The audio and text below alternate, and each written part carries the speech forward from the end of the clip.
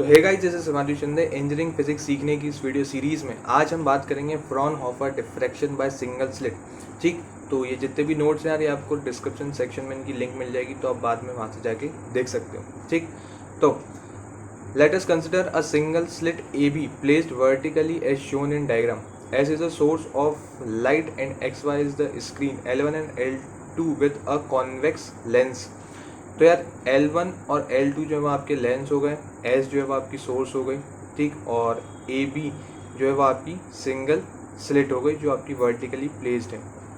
तो ये आपका पूरा डायग्राम हो गया, आप यहाँ से देख सकते हो। तो ये भी आपको पेपर में बना के आना पड़ेगा, अगर डायग्राम नहीं बनाया तो उसकी वजह से आपके जो नंबर हैं वो कट सकते हैं। ठीक, source S is placed at focus of lens L1, rays emerging from source S in form of spherical wavefront PQ after refraction through lens L1 become parallel to the principal axis. तो यहाँ से जब आपकी जो lights निकलेंगी उसके बाद वो आपकी पैरेलल हो जाएंगी प्रिंसिपल एक्सिस के। ठीक, तो ये हमने प्रीवियस वीडियोस में भी देखा है, जब आपकी सोर्स एस से जब लाइट निकलती है तो वो आपकी बाद में जाके प्रिंसिपल एक्सिस के पैरेलल हो जाती है। Thus, incident wavefront on single slit is plane. These parallel rays after refraction through lens L2 converges at point I on screen XY. तो ये जो आपकी यहाँ से कन्वर्ज हो जाएंगी एक पॉइंट पे जिसको हमने नाम दे दिया I। ठीक, ये I पॉइंट हो गया।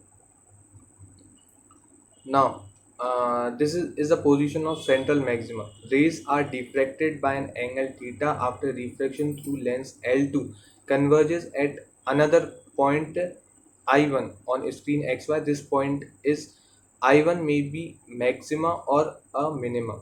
तो I1 जो है ये आपको दिख रहा है यहाँ पे, ये आपका मैक्सिमम भी हो सकता है और मिनिमा भी हो सकता है। Intensity distribution in single slit, let O is the center of slit AB, C is the point close to O. Let AB equals to A and OC equals to X. तो ये जो आपकी पूरी है ये हमने यहाँ पे भी करा है कि ये आपका O हो गया, ये थीटा एंगल हो गया। ठीक, now let another point D very close to C and CD equals to DX. Sin theta equals to BM upon AB. So B M equals to A B sine theta, और A B की जो value हमने ए consider की है तो ये A B की जगह पे हम ए साइन थीटा हो जाएगा। Thus the condition for minima is given by a sine theta n equals to N lambda. Let the equation of wave at O due to unit point is E1 equals to E0 cos omega t. Thus optical part difference delta equals to x sin theta. So phase del equals to 2 pi lambda into del, then del equals to 2 pi lambda into x sin theta.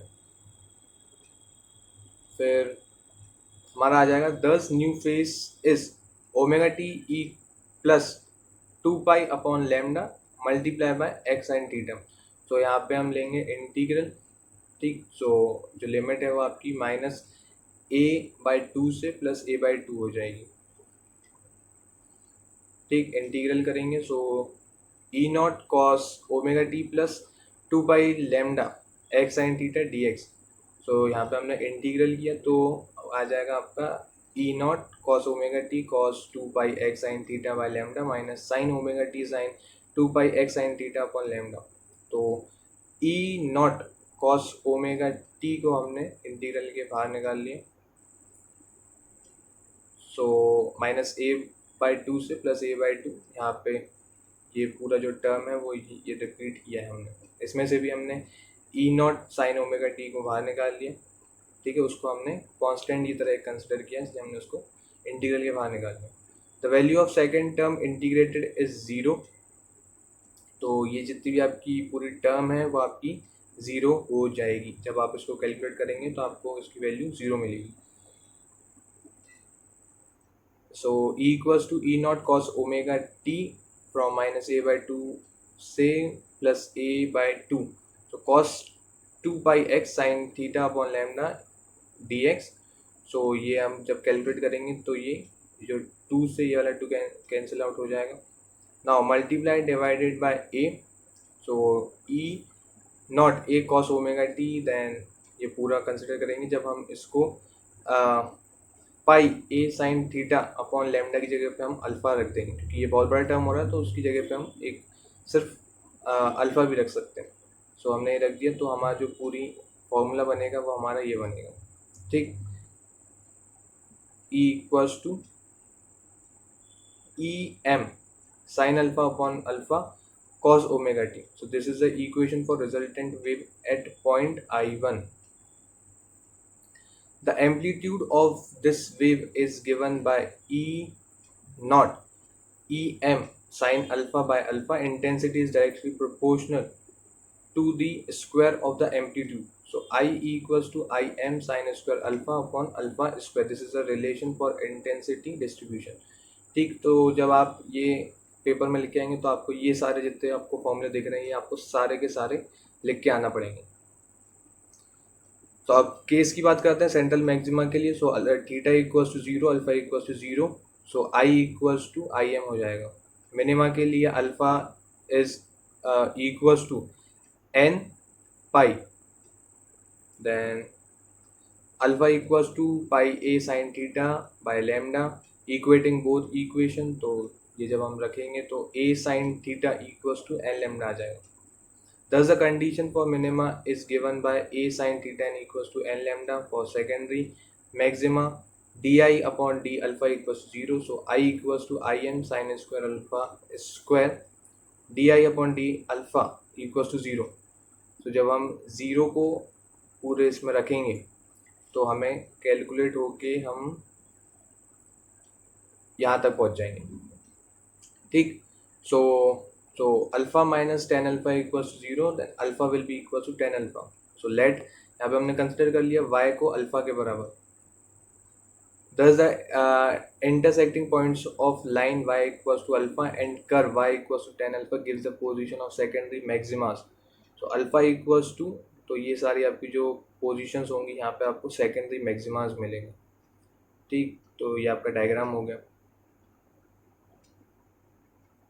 Then so that the intensity of secondary maximas decrease as the order increases.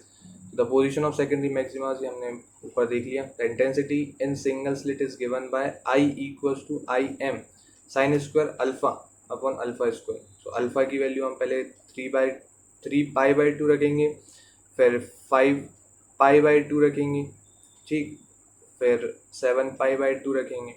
तो आप देख सकते हैं कि इनकी values में difference आ रहा है कि इसमें आपका जब हमने 5 पाई बाई 2 रखा था तो हमारा अपॉन में 61 आया, देन 121 आया। तो डिनोमिनेटर हमारा इंक्रीज़ हो रहा है, यानी कि आपकी जो वैल्यूज़ हैं वो आपकी डिक्रीज़ हो रही हैं, ठीक। डिनोमिनेटर 61 था, डिवाइड करने के बाद कुछ वैल्यू आएगी, यहाँ पे 121 था, फिर डिवाइड करेंगे तो जो इसकी वैल्यूज़ आएगी वो इस 61 से छोटी आएगी। These results for intensity clearly shows that the intensity of secondary maximas decrease as the order increases. तो 3 पाई बाई 2, 5 पाई बाई 2 और 7 पाई बाई 2 जैसे जैसे हम आगे बढ़ते जाएंगे आपकी जो वैल्यूज़ हैं वो डिक्रीज होती जाएंगी। Let d is the distance between single slit and screen. Let x is the distance between central maxima to first order minima.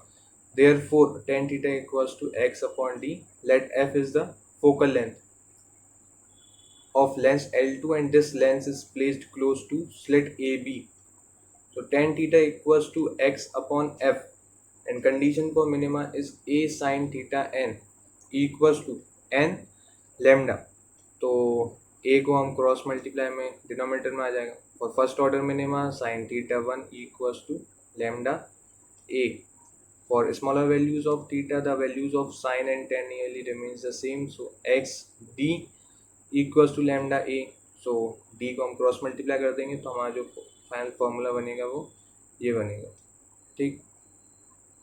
The width of central maxima is omega equals to 2x, so omega equals to 2 pi D upon A. If D equals to F so omega will be equals to 2 lambda F upon A. तो यहाँ पे numericals दिए, ठीक, और इसमें थोड़े कम numericals दिए इस वाली पीडीएफ में। तो यदि आपको और न्यूमेरिकल्स चाहिए हों तो मेरे को कमेंट सेक्शन में बता देना, और यदि इसमें कोई डाउट हो तो भी मेरे को कमेंट सेक्शन में बता देना। और ये पूरी जो PDF है वो आपको इसकी जो लिंक है वो डिस्क्रिप्शन सेक्शन में मिल जाएगी। और यदि वीडियो अच्छी लगी हो तो यार लाइक करो, अपने दोस्तों के साथ शेयर करो और चैनल को सब्सक्राइब करना मत भूलना। और साथ ही साथ में बेल आइकन को भी प्रेस कर देना ताकि जब मैं नई वीडियोस अपलोड करूँ तो आपको नोटिफिकेशन मिल जाए। तो बहुत ही जल्दी मिलूंगा आपको नेक्स्ट वीडियो के साथ में। बाय।